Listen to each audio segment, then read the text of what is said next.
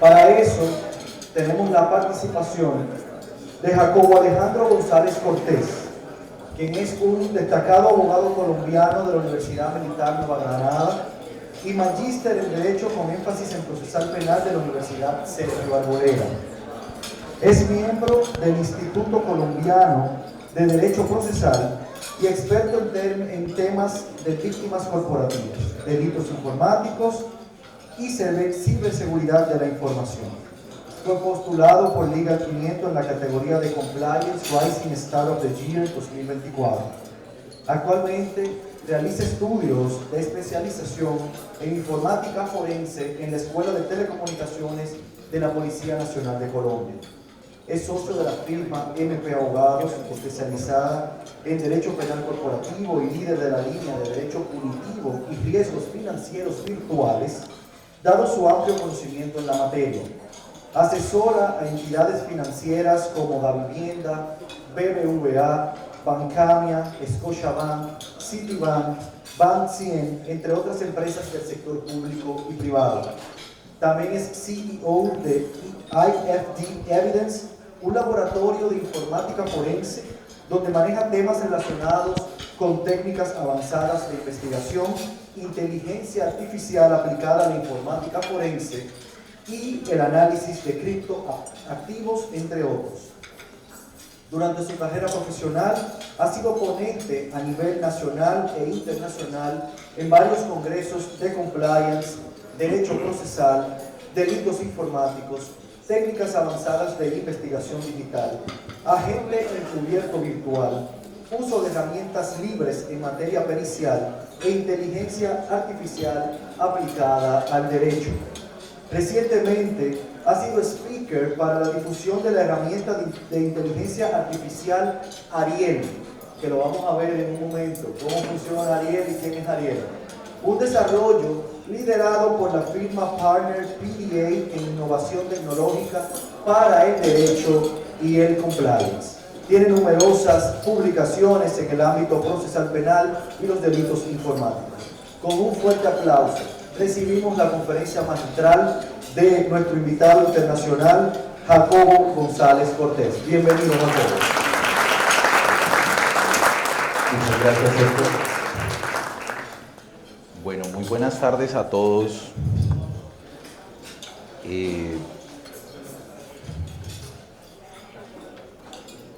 Bien.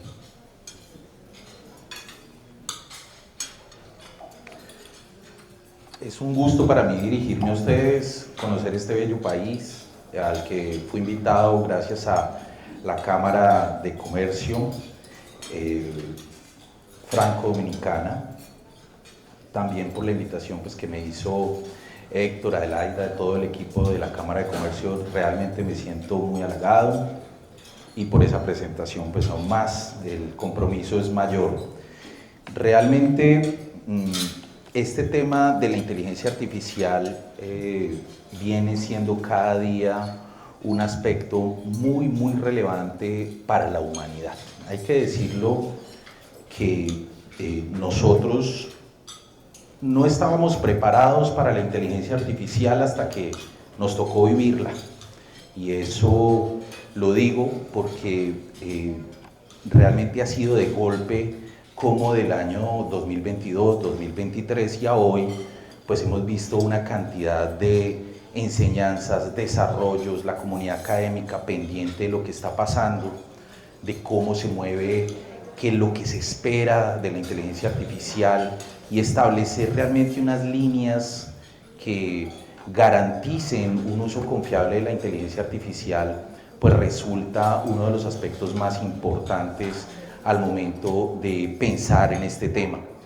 En la mañana vimos una serie de conferencias que realmente son muy interesantes, desde cómo pensar cómo piensa esto que nosotros conocemos como inteligencia artificial. También vimos algunos aspectos normativos, esa apuesta que tiene República Dominicana 2030, en donde lo que buscan realmente es una estrategia nacional para la inteligencia artificial como un modelo económico. Eso habla muy bien de lo que está esperando República Dominicana.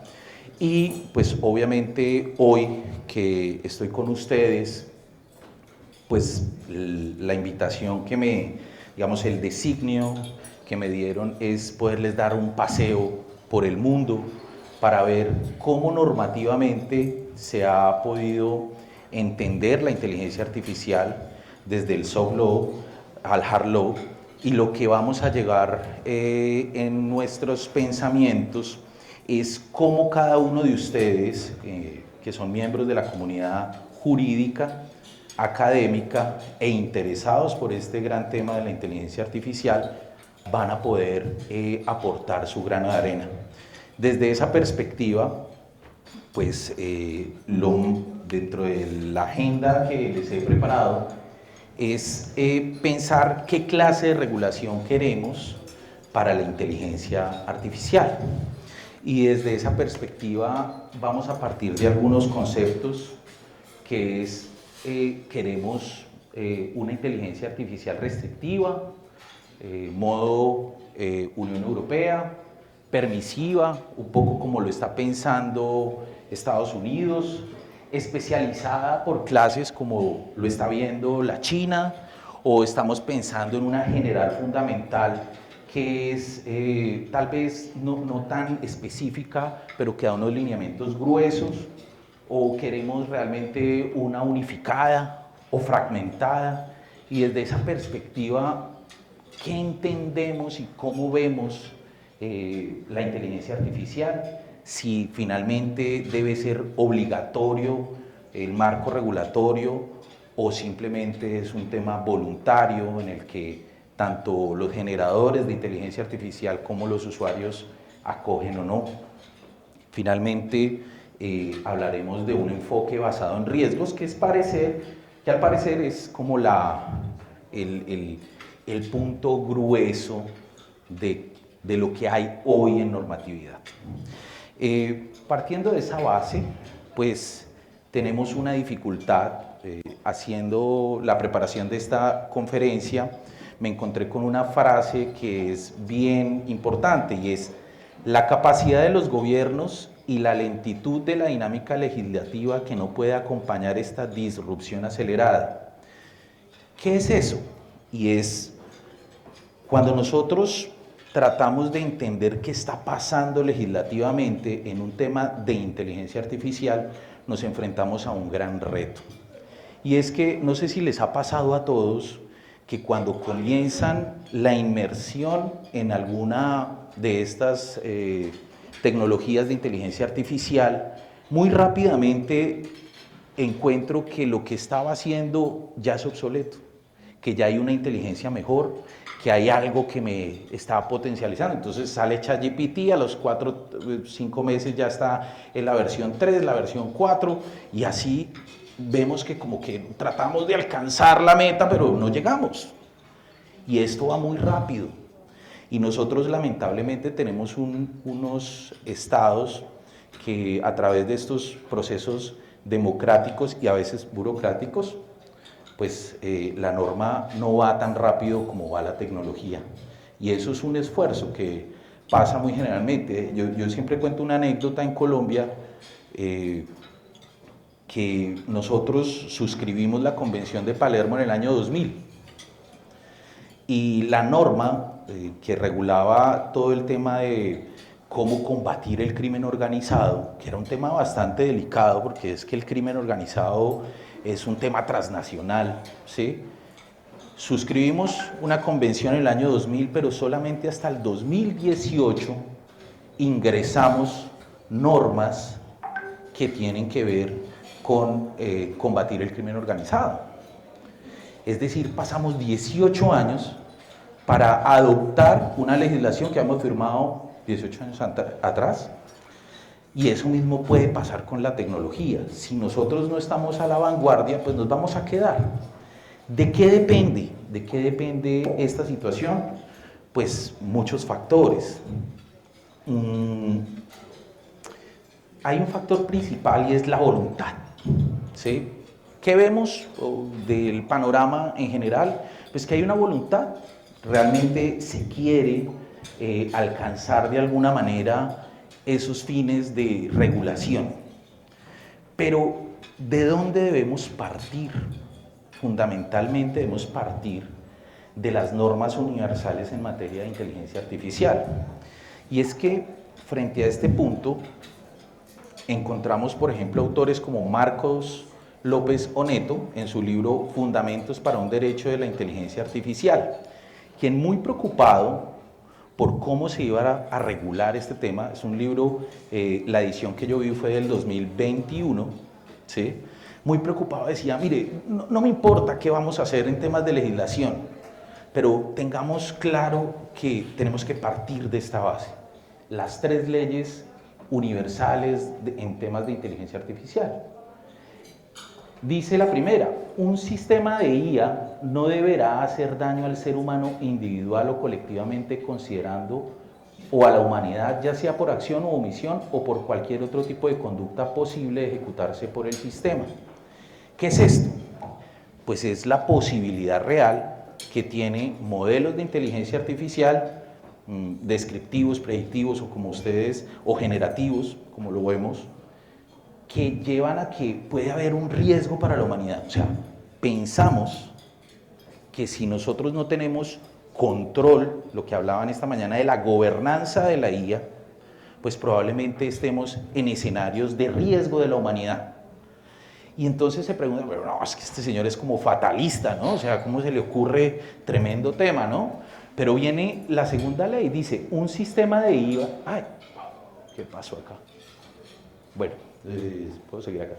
Un sistema de IA deberá siempre ceder el control de sus operaciones a los seres humanos, a excepción que dicha conducta condujere a una vulneración de la primera ley.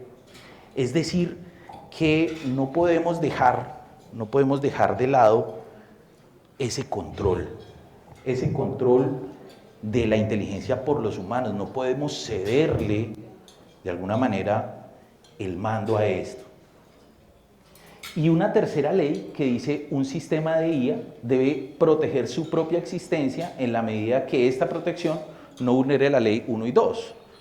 Porque también es una realidad que nosotros, en la evolución, esta cuarta revolución industrial que tenemos, no podemos ser ajenos y no podemos permitir que algo niegue la posibilidad de seguir adelante en conocer a fondo la inteligencia artificial y mirar todas sus capacidades. Y aquí surge una situación bien particular también, y es que precisamente las personas que han pedido regulación fuerte en el marco de lo que es la inteligencia artificial son los mismos promotores de la inteligencia artificial. Los primeros en hablar de regulación de la IA fueron Elon Musk, Sam Altman y Sundar Pichai, ¿sí? Todos aquellos que tenían Elon, pues todo el mundo sabe quién es, el CEO de Google, el CEO de OpenAI, y dijeron, mire, esto hay que regularlo urgentemente.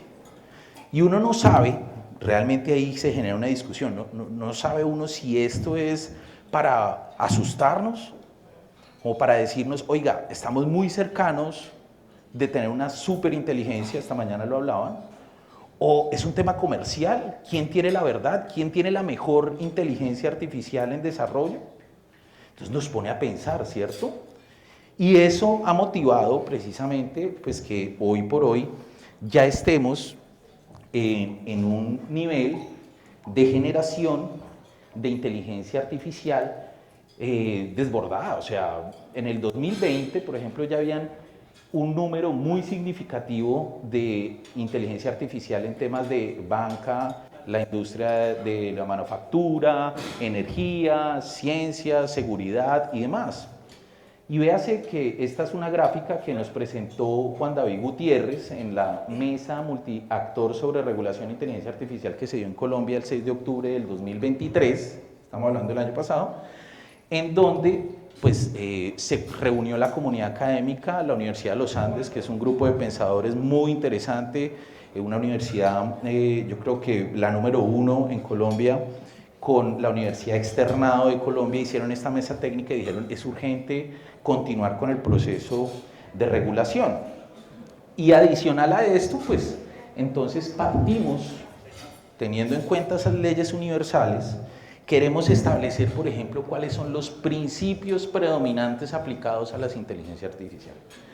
El primer principio, transparencia. ¿Qué es la transparencia? Es la posibilidad real de saber qué es lo que está haciendo la inteligencia artificial. Y veremos más adelante que me dieron un espacio para presentarles a Ariel qué es esa transparencia, cómo el proceso de razonamiento nos lleva a una conclusión específica que nos va a ayudar a ¿qué? A tener fiabilidad de esa herramienta artificial. Tenemos otro que es la explicación de dónde sale. ¿Cuáles son esos principios de privacidad? Esta mañana hablaban que la privacidad no era anonimato. En parte hay una situación muy particular y es que la privacidad se refiere a esa privacidad de los datos, de la información, que siempre debe haber un control humano en las decisiones, claro que sí.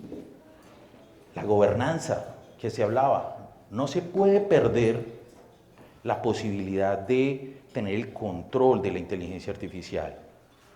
El día que nosotros perdamos el control de la inteligencia artificial, podrían suceder cosas catastróficas, ¿sí? En pro de la humanidad, acabar con un sector de la humanidad. Eso es posible, ¿cierto? Si es que nosotros somos autodestructivos, generamos contaminación que afecta a la humanidad, tenemos diferentes culturas que puede llevar a que se tengan, por ejemplo, otro tema muy importante que es este de la discriminación, no discriminación, ¿sí? Tenemos unos ejes culturales muy arraigados, diferentes. Yo, por ejemplo, no estoy de acuerdo con ciertas comunidades religiosas, por ejemplo. Y eso me lleva a buscar que acabe con esa comunidad religiosa. La inclusión, que es un principio fundamental, pues obviamente que se quiere que la inteligencia artificial nos ayude a todos. Y eso va muy de la mano con el beneficio social. Porque finalmente lo que yo quiero con la inteligencia artificial, ¿qué es? Buscar de alguna manera que la sociedad, la humanidad, evolucione. ¿Sí? Y obviamente principios que hablaron esta mañana, temas de seguridad, responsabilidad, prevalencia en los derechos de niños, niñas y adolescentes. Eso, digamos que son principios fundantes que nos llevan a creer que la inteligencia debe partir del respeto básico de los derechos humanos. Y es proteger al ser humano como persona y a la humanidad como especie. Partiendo de esta promesa y estos principios, ¿qué se debe tener en cuenta al momento de regular la inteligencia artificial? Evitar el aumento de sesgos, discriminación y exclusión. Yo creo que aquí hay muchas cosas que ustedes ya han escuchado y esto puede ser reiterativo, pero es que debe ser así. En Colombia decimos que hay que dar cantaleta, ¿sí? La cantaleta es la reiteración de tantas veces que, como la mamá que le decía a uno, no haga esto, no haga esto, no haga esto, ¿sí? Esa cantaleta es muy importante también en temas de regulación, porque es lo que nos ayuda a fijar un criterio, un pensamiento y a tener líneas gruesas. En ese sentido, evitar los sesgos, la discriminación y la exclusión van a ser aspectos muy importantes. La información clara del diseño, funcionamiento e impacto en la transparencia de las herramientas. Esto nos lleva a pensar que hay muchos modelos de inteligencia artificial, pero si nosotros no tenemos claridad de qué es lo que hace, de cuál es la finalidad de la herramienta de inteligencia artificial y por qué fue diseñada, muy probablemente perdamos algo que es el control, ¿cierto? Entonces, tenemos que tener control a través de ¿qué? De conocer. Y yo creo que lo que ustedes están haciendo hoy pues es un paso muy importante a seguir conociendo, explorando y haciendo inmersión en la inteligencia artificial para que puedan lograr grandes cosas. Igualmente, también tenemos los posibles daños derivados del desarrollo algorítmico, es cuando yo tengo que verificar, ¿sí? Conociendo la herramienta, hasta dónde puede llegar y cuál puede ser ese daño. Hablaban esta mañana, y qué pena que evoque otras conferencias, pero muy interesantes todas, hablaban esta mañana que hay chat bot que de alguna manera pueden llegar a comprometer los criterios institucionales y eso puede generar unas sanciones por la forma en que se le está respondiendo el chat a una persona, a un cliente de una empresa. Y desde esa perspectiva, yo tengo que prever cuáles son los daños que se pueden derivar de ese desarrollo algorítmico. ¿Para qué? Para asumirlos. Y eso vamos a ver que hay en las diferentes latitudes, ya vamos a llegar a los países, hemos encontrado pues que hay ciertas consecuencias, que hay legislación que está pensando en esas consecuencias y de tal manera que hay que pensar que este aspecto de los daños pues es muy relevante al momento de ¿qué? De regular. Y el riesgo en la privacidad que generan algunas inteligencias artificiales, pues en la actividad que nosotros desarrollamos con Ariel, que lo vamos a ver más adelante, encontramos que los clientes muy preocupados, venga, pero si yo le hago preguntas jurídicas que son propias de mi actividad a Ariel, ¿en dónde queda? ¿Tiene algún repositorio virtual? Y eso preocupaba mucho porque a mí me preocupa mi información y mis datos. Incluso mi política de respuesta frente a un incidente, ¿sí? Donde yo tengo unos criterios, pasa usualmente en Colombia, por ejemplo en la banca, en donde la banca dice, mire, si a mí me llega un fraude, lo primero es negar. Podría ser una política, ¿cierto? Lo primero es negar la existencia del fraude. ¿Por qué? Porque usted fue descuidado. Y eso puede ser una política institucional. Pero si yo expongo esa política institucional, no digo que sea así, si yo la expongo, pues ¿qué me va a decir a mí el ente regulador? Oiga, señor, ¿pero usted cómo hace eso? ¿Cómo implementa una política en la que negarse a la costumbre y no proceder a aceptar la reclamación? Entonces, ahí hay un tema de privacidad que es muy importante para que nosotros entendamos si vamos a desarrollar o si vamos a regular la inteligencia artificial.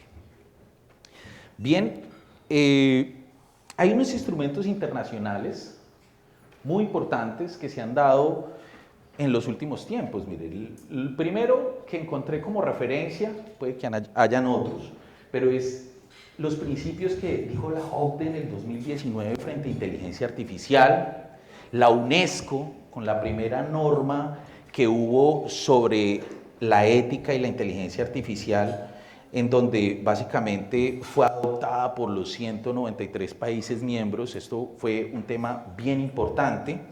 En el 2023 Naciones Unidas creó el órgano asesor de alto nivel sobre la inteligencia artificial, generando y tocando un tema muy importante que hablaban uno de los panelistas esta mañana, que es la gobernanza en la inteligencia artificial. El Foro Económico Mundial en abril del 2023 trajo la Alianza para la Gobernanza de la Inteligencia Artificial con el fin de unir a los líderes de la industria, gobiernos, instituciones académicas, la sociedad civil. ¿Para qué? Para liderar un diseño responsable de los sistemas de inteligencia artificial.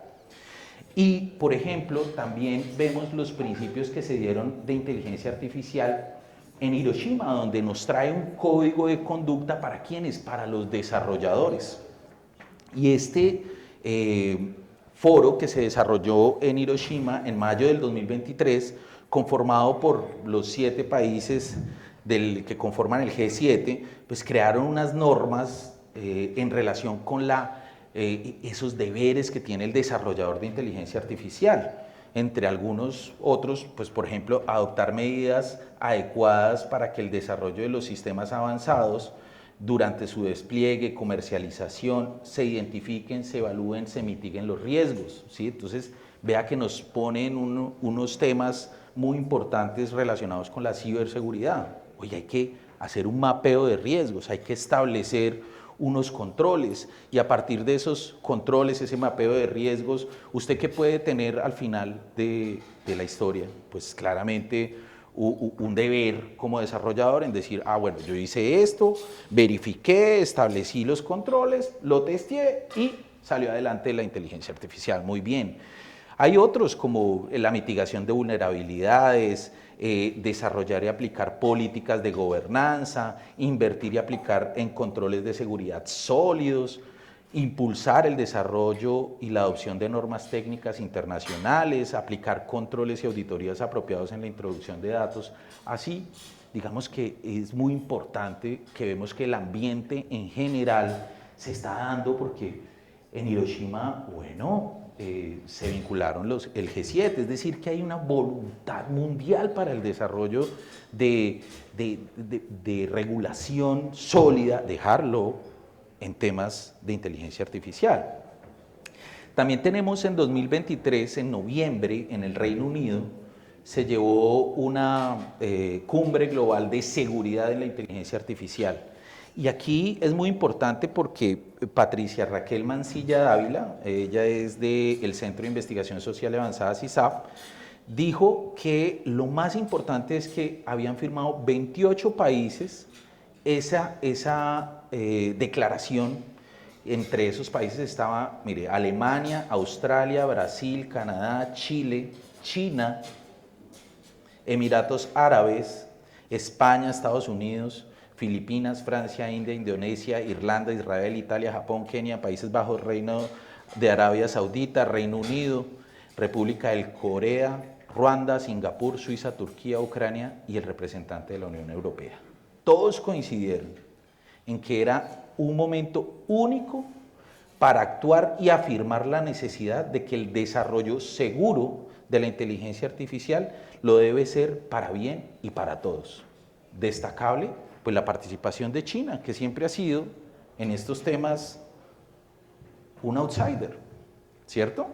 Entonces, vemos que todo el mundo se ha interesado y el 2023 fue muy importante en temas de regulación. Y en diciembre, Nueva Delhi, la cumbre global de Global Partnership of Artificial Intelligence en 2023, que es sobre estos entornos de inteligencia artificial bastante representativos. Vamos con los países. Entonces, tenemos la regulación en China. La regulación en China nos dice que hay un enfoque vertical, ¿sí? ¿Por qué? Porque si nosotros analizamos las normas, hay unas que son horizontales, la Unión Europea, por ejemplo, propende por una regulación horizontal, mientras que China cree y considera muy importante tener una regulación vertical en tanto el número de inteligencia artificial, de acuerdo a los modelos de inteligencia artificial, comenzar a regular. Eso, digamos que es muy llamativo porque siendo uno de los primeros países en regular temas de inteligencia artificial, pues encontramos que al construir modelos de regulación verticales, pues nos está llamando la atención a que de pronto existen unas IAs que deben ser manejadas de una forma muy específica, por ejemplo, en el caso de los vehículos de conducción autónoma, ¿cierto? Donde uno podría pensar, por ejemplo, como en Estados Unidos, que tiene un modelo mixto, en donde dice, mire, es que el tema de vehículos lo debe manejar la gente que maneja todo el tema de transporte, por ejemplo, ¿cierto? Entonces, este es un modelo que es muy interesante. En Estados Unidos, vea, el 30 de octubre del 2023, Joe Biden presentó la primera orden ejecutiva para regular la inteligencia artificial y propone un modelo mixto, ¿sí? Donde hay una regulación horizontal, pero también le dice hay que poner mucha atención a aquellas herramientas específicas, aquellas inteligencia artificial específica para ciertos casos donde yo prefiero que quien lo regule deba ser el órgano especializado en la materia, ¿sí?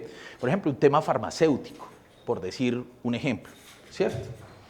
Entonces, esto digamos que va a tener mucha discusión porque siendo una orden presidencial pues puede llegar a en algún momento tener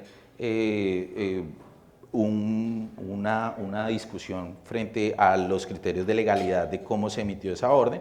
No obstante, pues ese, digamos que no es el punto de tratar de decir cómo debe ser regulado o no, sino más allá de eso es establecer qué están viendo los países en temas de regulación. Encontramos, por ejemplo, también un enfoque horizontal basado en riesgos de la Unión Europea. ¿Qué es eso? Miren, hay una cosa que se llama el efecto Bruselas, y es la posibilidad de yo encontrar en una norma la posibilidad real de encontrar yo en una norma viabilidad para ajustar mi ordenamiento jurídico, ¿sí? Vemos que, por ejemplo, en buenas prácticas el tema de protección de datos, la Unión Europea es muy fuerte y eso ha generado enormes discusiones, ¿sí? Porque siendo muy restrictiva a veces la colaboración entre países que no tienen políticas de ciberseguridad fuertes, de protección de datos, pues evitan que yo le entregue información, ¿cierto? Entonces, ¿qué hacen las empresas bajo ese efecto Bruselas? ¿Y qué hacen los países? Pues dice, yo me ajusto a esa norma como está diseñada porque considero que es una buena práctica, porque tengo un interés económico, ¿sí? Y entonces yo voy, me ajusto a la norma y digo, mire, yo puedo negociar con usted, país europeo, porque tengo mis prácticas ajustadas a su normatividad, y desde esa perspectiva, pues muchos países van a comenzar a buscar en esta norma que está por salir. Recuerden que el año pasado se consolidó un texto y estamos esperando en estos días, yo creo que en un par de meses, ya una promulgación oficial de la norma de la Unión Europea, para finalmente, ¿qué ver? ¿Qué está pasando? Pues globalmente lo que están diciendo los grupos del G7, por ejemplo, pues dicen que sí, que les parece bien una visión de riesgos o basado en riesgos para la construcción de una normatividad en ese sentido.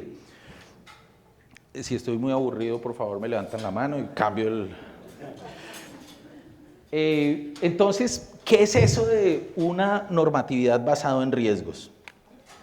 Pues tenemos una medición del riesgo que para llegar al punto exacto hubo varias discusiones.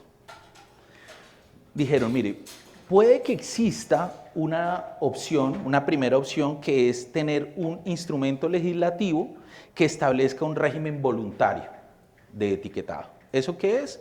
Pues la posibilidad de, como desarrollador de una inteligencia artificial, vincularme o no a los criterios que están en la norma, ¿sí? Un segundo criterio, una segunda opción, pues era una estrategia sectorial en donde se trataba de decir, bueno, dependiendo del modelo de inteligencia artificial, si yo veo que tiene el modelo, podría yo verificar si lo regulo o no lo regulo. Una tercera opción, que era un instrumento legislativo horizontal que se apoyara en el enfoque proporcionado basado en los riesgos, más códigos de conducta, en donde esos códigos de conducta, pues que identifiquen si es alto el riesgo o no es alto el riesgo. Esa digamos que era una opción muy buena, pero también había otra que era un instrumento legislativo horizontal que estableciera requisitos obligatorios para los sistemas de inteligencia artificial. ¿Cuál es la diferencia entre entre la tercera y la cuarta? Pues la tercera tiene una parte voluntaria, ¿sí? De regulación voluntaria para aquellas que tienen un riesgo mínimo o limitado, y unas regulación estricta, ¿sí? Para aquellas que pueden llegar a tener un riesgo alto, o pues buscar un modelo en el que pues no se habla de riesgos, sino simplemente se dice todas deben ser reguladas. Pues la Unión Europea, ¿qué hizo? Pues dijo, no, mire, yo voy a cortar por lo sano, voy a mirar cuáles son las que más impacto tienen, cuál es la que más riesgo tiene, a esa la voy a regular de manera estricta, y a las otras voy a dejarles un marco voluntario, buenas prácticas para que se sumen a ella, ¿cierto? Ese es, digamos, el modelo que ha venido teniendo un éxito, porque a la final, pues, los países están de acuerdo de que se pueda hacer basado en riesgos. ¿Qué nos trae también la Unión Europea? Pues unas prácticas prohibidas, como las técnicas subliminales que trasciendan a la conciencia de una persona y que provoque perjuicios físicos o psicológicos a sí misma o a otra. Es el ejemplo fatalista que ponían esta mañana de estoy muy aburrido con la vida, ¿qué debo hacer? Quítesela, es muy sencilla la respuesta. Que aproveche alguna de las vulnerabilidades de un grupo específico de personas debido a su edad o discapacidad física mental, es un tema de discriminación, claro, ¿cierto? Que la inteligencia artificial evalúe conductas sociales o las características personales o de personalidad para evaluar o clasificar su fiabilidad, y sistemas de identificación biométrica remota en tiempo real en espacios de acceso público con fines de aplicación de la ley. ¿Qué pasaba? Por ejemplo, un modelo de análisis de riesgos en Estados Unidos en algún momento vio que había una persona de tez morena, con aspecto pues un poco burdo, una persona que parecía como de estrato bajo, y lo primero que hizo fue clasificarlo como una persona de riesgo, ¿cierto? Tiene el perfil. Algo como, los abogados me entenderán, un criterio muy lombrosiano, ¿cierto? Muy lombrosiano. Y eso pues precisamente es lo que se debe evitar. También tenemos pues otra situación muy particular, y es algunos principios éticos, ¿sí? La ética en los datos, la ética de los algoritmos y la ética en las prácticas. Yo agregaría que hay un tema muy importante que al final de la conferencia voy nuevamente a tocar, y es el tema de la ética del usuario, ¿sí? O sea, no solamente es la ética de aquel que crea una herramienta con un algoritmo específico para que realice una actividad, sino también el usuario, para qué la usa y cómo la usa, ¿sí? ¿Por qué? Porque es que la ética del usuario puede llevar a que se generen acciones que van en contravía de la finalidad de la herramienta. Y vamos a ver un ejemplo que hubo en Colombia muy paradójico en temas de decisiones judiciales. En México, bueno, pues México se presentó una propuesta de regulación por parte de este diputado Ignacio Loyola, que propuso un consejo de ética en la inteligencia artificial y la robótica, y busca como práctica prohibida la manipulación social o la discriminación. Vemos también en Chile que hubo un proyecto de ley en el 2023 con un enfoque en riesgos similar al europeo, en procura de regular la robótica, la inteligencia artificial y las tecnologías. Cuenta con una política de inteligencia artificial que protege la ética y regula los impactos socioeconómicos. Encontramos en el marco de esa actividad que desarrolló Chile,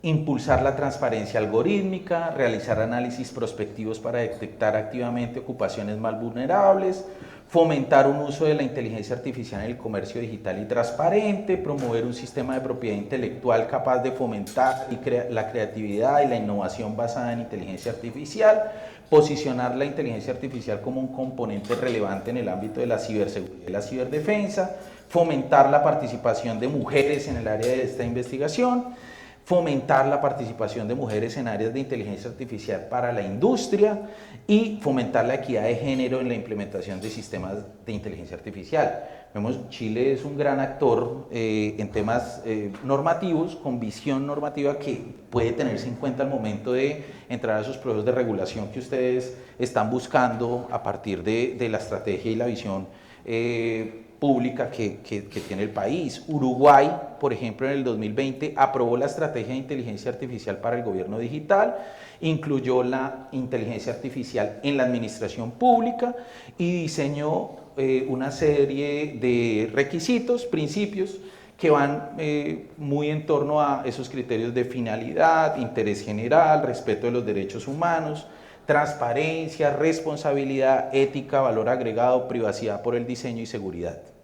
Brasil, a su vez, también presentó el año pasado un proyecto, el de ley el 2338 del 2023, como una estrategia nacional que tiene algo muy importante, y es la posibilidad de hacer sandbox regulatorios en donde son, no sé si estén muy, pues que conozcan el término de sandbox, pues es buscar espacios en donde se permita de una manera libre el desarrollo de una inteligencia artificial que pueda ser controlable para ver cómo se comporta. Eso es muy usual que se dé diciendo, bueno, ¿qué capacidad puede llegar a tener esta inteligencia? Analicemos los riesgos, verifiquemos, y eso pues es muy importante al momento de innovar. Pero también agrega, por ejemplo, dentro de este proyecto de ley, un tema muy importante y es la responsabilidad civil derivada del daño causado por una inteligencia artificial, ¿cierto? Entonces ya estamos viendo que dicen, ojo, ojo, ojo, porque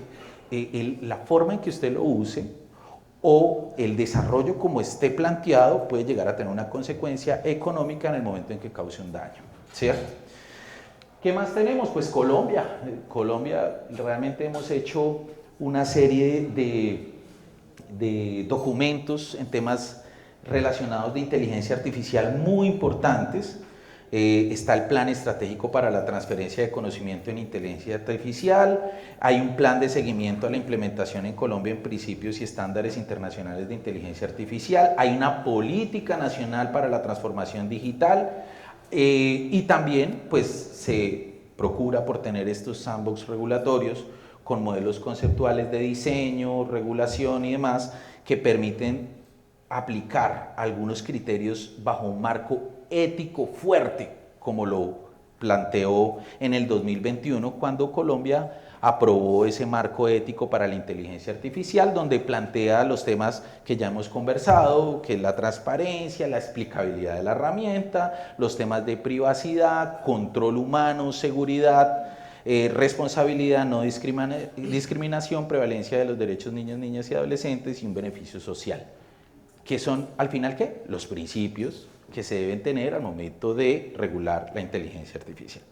Argentina, pues crea la Subsecretaría de Tecnologías de la Información, aprobada en junio del 2023, con unas recomendaciones ¿para qué? Para una inteligencia artificial fiable, que ese es un aspecto bien importante que vamos a ver cuando lleguemos a Ariel. Y pues hablemos un poquito de República Dominicana. Esta mañana Melissa nos hizo una gran exposición de qué es lo que se está pensando con ENIA, ¿sí? Con sus pilares fundamentales, tal. Yo solo tengo aquí un comentario porque pues no les voy a hablar de algo que ya conversó uno de los panelistas. Tengo un comentario y es el siguiente: no podemos entrar a una política pública sin ver un ecosistema claro. No solamente ver el bosque, sino el árbol, decía esta mañana una de las panelistas. Eso es muy relevante, porque si nosotros nos tiramos, perdónenme la expresión, tirar como lanzarse, ¿sí?, al vacío con una política pública, pero sin tener claro cómo voy a manejar la ciberseguridad, cómo voy a tener la política de tratamiento de datos, no sé cómo se regula la inteligencia artificial, pues de alguna manera voy a tener traspiés, ¿sí? No digo que no se pueda lograr la velocidad, hay que alcanzarla. Lo que pasa es que eso nos pone al legislativo a tener dentro de la agenda pública una obligación de regular con rapidez, pero con responsabilidad, ¿cierto? Y pues que estos escenarios sean propicios para llegar realmente a tener un estándar alto en legislación, porque la promesa que ustedes tienen es muy buena. O sea, apostarle a la inteligencia artificial como un modelo económico que nos ponga, me incluí, qué pena, ponga a República Dominicana en la agenda mundial, ¿sí?, como uno de los países líderes de Centroamérica en temas de inteligencia artificial, pues esto es maravilloso. Y esto nos muestra algo.